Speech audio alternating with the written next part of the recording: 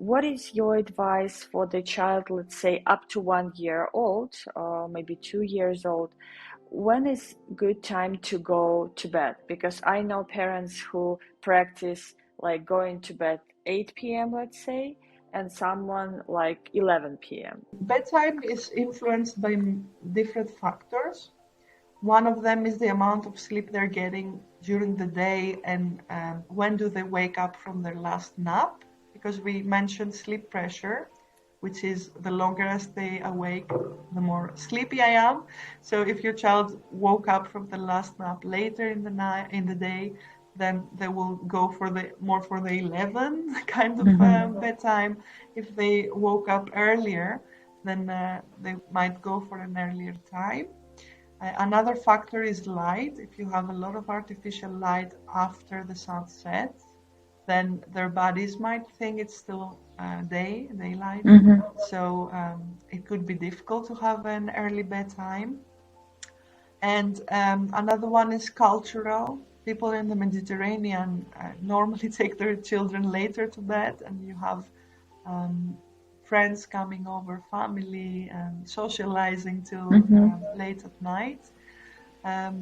So yeah, you can have variations. There's no ideal time.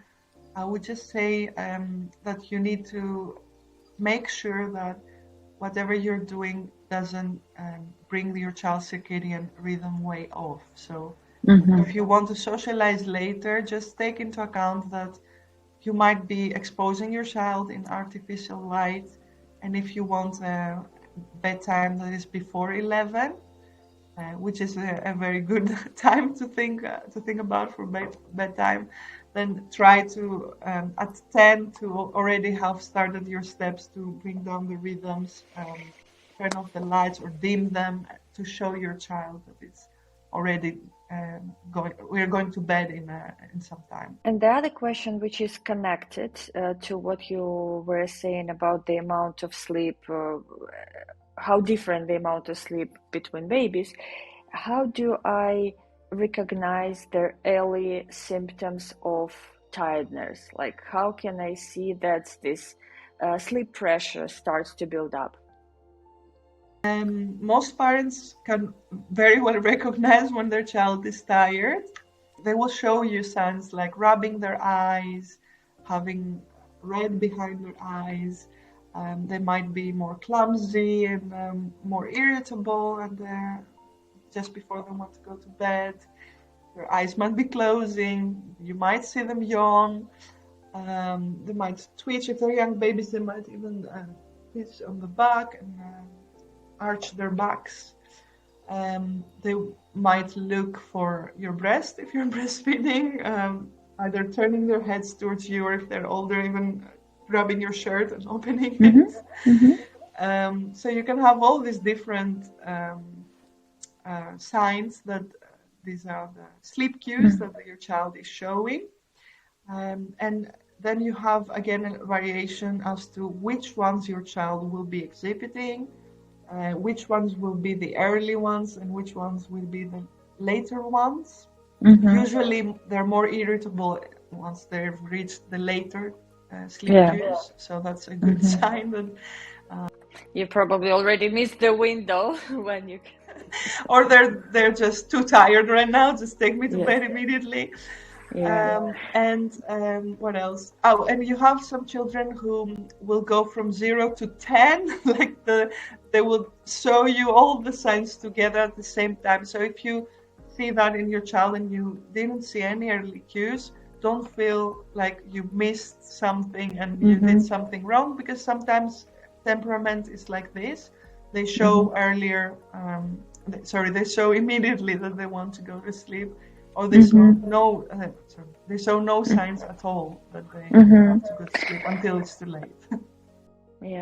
I also noticed myself, and I know many parents who were, sharing the same experience, that it feels like there is like a window of opportunity to put your baby to sleep, let's say in a smooth way, before they're too tired and get probably too anxious, irritated, like it sort of builds up this cortisol, or I don't know what's happening actually.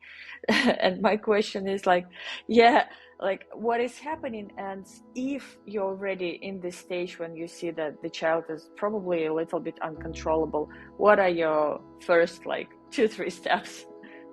Yeah, okay. It can feel like the planets need to align for it to happen. I know how it is. What I would do is, at the moment when it's happening and you don't have any other option, I use this small trick which is called the bedtime reset. So I try to put them to sleep, and if it doesn't work, I take my child, go out of the bedroom, do something else. I might give them water, I might offer something to eat, or I might just walk in the living room. I try not to turn on the lights at that moment because I don't want them to get too too awake. But I'm trying to reset them, so to speak. We just don't push them anymore to sleep because their bodies tell them not to sleep right now. So we stay for like 10 minutes, 15 minutes, and we go back in. And usually it works like a charm.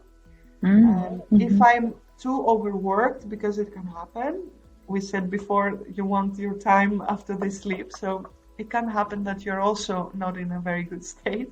I might do the reset and ask my husband to chime in. So if you have a partner, you can ask them to take the baby, do the reset, and you go in another room, you take deep breaths, or you try to find a way to regulate yourself.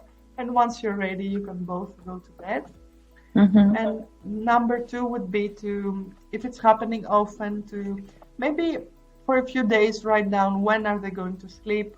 Try to see if they have early sleep cues. If they don't, try to watch for patterns. Like if you see that you go past some time and they are too irritated, then try to hit earlier, and then chances are it will work.